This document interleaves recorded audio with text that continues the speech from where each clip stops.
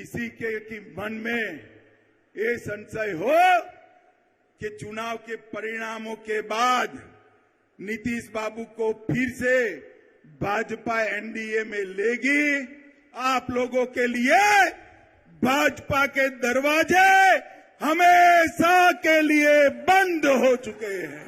नीतीश कुमार के लिए बीजेपी के 7 दरवाजे बंद हो चुके हैं, इसलिए वो आकर नाक भी रगड़ेंगे अगर, तो भी बीजेपी उनको कभी स्वीकार नहीं करेगी। लालू जी जा रहे हैं तो उनके पास तो वोट भी है, नीतीश जी के पास क्या है? सुना किया था कि हमारे मुख्यमंत्री नीतीश कुमार होंगे, उसके बाद भी वो भाग गए। तो अब जब वो भाग ही गए तो राजनीतिक तौर पर हम लोग तो उनको मिट्टी में मिलाने का काम कीजिए, यही मैं कहूंगा।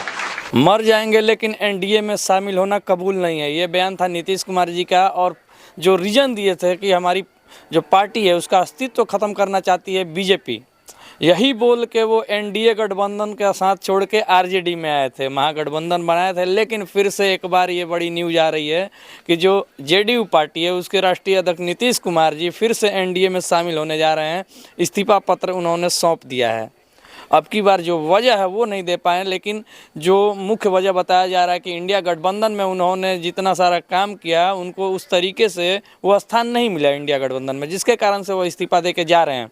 यहाँ तक कि अखिलेश यादव जी ने जो कि एक बयान भी दिया, उनमें उन्होंने बताया कि इंडिया गठबंधन में अगर होते तो वो प्रधानमंत्री बन सकते थे। ये सब बातें हैं जो फिलहाल चल रही हैं। लेकिन कुछ समय पहले हम आपको ले जाना चाहेंगे जहां से कि बीजेपी के कुछ बड़े नेताओं के द्वारा, बोला जाए गृह मंत्री तत्कालीन जो है अमित शाह के द्वारा जो बताया गया था कि जो बिहार की जनता है, जो चुनावी रैली में उन्होंने बताया था, बिहार की जनता के मन में जो संशय है वो मैं स्पष्ट कर देना चाहता हूं कि नीतीश कुमार जी को फिर से एनडीए गठबंधन में कभी शामिल नहीं किया जाए। उनके लिए एनडीए गठबंधन के जो दरवाजे हैं वो बंद कर दिए गए हैं। वहीं सुशील मोदी जी जो कि एनडीए गठबंधन में नीतीश कुमार जी के साथ उप मुख्यमंत्री रहे थे, उन्होंने भी एक बयान दिया था कि नीतीश कुमार अब की बार एनडीए गठबंधन के दरवाजे पर नाक रगड़ के मर जाएंगे, फिर भी उनको एनडीए गठबंधन में शामिल नहीं किया जाएगा। और नीतीश कुमार ने जी भी बयान दिया था कि मिट्टी में मिल जाएंगे लेकिन एनडीए में नहीं जाएंगे। इस तरीके की बयानें आए दिन राजनीति में देखने को मिलती हैं। लेकिन फिर से एक बार इस्तीफा पत्र उन्होंने सौंप दिया है और सूत्रों के द्वारा बताया जा रहा है कि बहुत जल्द एनडीए गठबंधन में नीतीश कुमार शामिल होने वाले हैं।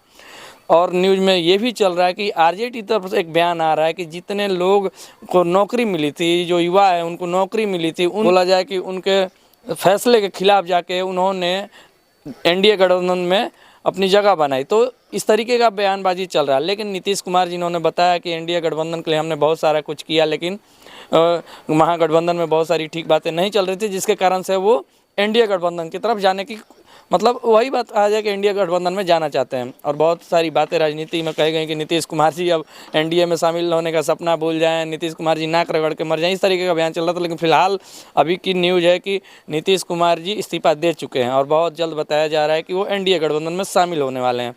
जो एनडीए गठबंधन के 78 लोग जो विधायक हैं उनका सिग्नेचर आ चुका है, शपथ पत्र भी आ चुका है और वो नीतीश कुमार बहुत जल्द एनडीए गठबंधन में शामिल हो जाएंगे। लेकिन सबसे बड़ा ये सवाल हो रहा है कि क्या नीतीश कुमार जी अपनी जनता को विश्वास दिला पाएंगे, अपने वोटर्स को विश्वास दिला पाएंगे कि वो अब की बार किस तरीके से एनडीए गठबंधन में हमेशा रह पाएंगे या फिर से पाला बदलेंगे। अगर वो शपथ लेते हैं तो इससे पहले अभी तक वो 8 बार मुख्यमंत्री की शपथ ले चुके हैं, लेकिन फिर से लेते हैं तो वो 9वीं बार होगा, जो कि सबसे ज़्यादा शपथ लेने वाले मुख्यमंत्री भी ये रह चुके हैं। तो क्या कुछ अगर जनता है तो वो किस तरीके से इस चीज़ को देख रही है, किस तरीके से सोच रही है, बहुत सारी बातें जनता के भी मन में आ रहा है। क्या ये नीतीश कुमार जी का जो कहना था कि मर जाएंगे लेकिन उसमें एनडीए में जाना कबूल नहीं, मिट जाएंगे लेकिन एनडीए में नहीं जाएंगे, लेकिन जिस तरीके से उनका फ़िलहाल का समय है वो एनडीए में जाने का है, शपथ पत्र भी दे दिए हैं, राजभवन भी गए थे। तो इस तरीके से जो जनता है, जनता को किस तरीके से मोटिवेट करेंगे कि हमें फिर से हम पे विश्वास करें और हमको वोट दे। और दूसरी तरफ जहां देखा जाए एनडीए गठबंधन की अगर मैं बात करूं तो अमित शाह जी ने जो बयान दिया था चुनावी रैली के दौरान कि जो कि स्पष्ट कर देना चाहते थे कि अब एनडीए के दरवाजे नीतीश कुमार जी के लिए बंद हो गए हैं, तो क्या जनता को अब वो किस तरीके से ये बातें बताएंगे या फिर जनता को कैसे कन्विंस करेंगे कि अब नीतीश कुमार हमारे साथ है, आप हमको वोट दीजिए। क्योंकि पहले ही उन्होंने नीतीश कुमार के जो पार्टी है और नीतीश कुमार को उन्होंने नकार दिया था। खुलेआम उन्होंने बोला था, वो काफ़ी बयान वायरल भी हुआ था। यहाँ तक कि सुशील मोदी जी ने फिर बयान दिया था कि जो जनता का जो कि नीतीश कुमार जी के लिए जो एनडीए के दरवाजे हमेशा के लिए बंद कर देंगे और नाक रगड़ के भी रह जाएंगे, फिर भी एनडीए का दरवाजा उनके लिए नहीं खुलेगा। लेकिन कल का उनका बयान था कि राजनीतिक में किसी के लिए भी हमेशा के लिए दरवाज़ा बंद नहीं होता है। तो इस तरीके का बयान अगर सुना जाए तो, अगर इसमें देखा जाए तो जनता जो है वो सबसे बड़े दुविधा में फंस जाती है कि जनता किस पे विश्वास करे, किस पे नहीं विश्वास करे, वोट किसको दे किसको नहीं दे। क्योंकि पाला जिस तरीके से बदला जा रहा है, बड़ा उलटफेर सियासी हलचल हो रही है, इस तरीके का अगर न्यूज़ आ रही है और नीतीश कुमार जी फिर से एनडीए गठबंधन में शामिल हो जाते हैं तो जनता किस पे विश्वास करे। और जहाँ तक आरजेडी का सवाल है, आरजेडी के तरफ से ये भी बयान आया है कि नीतीश कुमार जी ने खुद पार्टी छोड़ के गए हैं, महागठबंधन छोड़ के गए हैं और वो आरजेडी जो है वो महागठबंधन के साथ ही रहना चाहती है। और ये विवाद शुरू कहाँ से होता है, बहुत कि परिवारवाद के लेके उन्होंने बयान दिया था, जिसपे कि रोहिणी आचार्य जो कि लालू यादव की बेटी हैं, उन्होंने ट्वीट किया था। उसके बाद में खैर वो ट्वीट डिलीट कराया गया, लेकिन उसके बाद से लालू यादव नीतीश कुमार से बात करना चाहते थे, 4-5 बार फ़ोन भी किए, लेकिन कभी भी नीतीश कुमार फ़ोन लाइन पे नहीं है।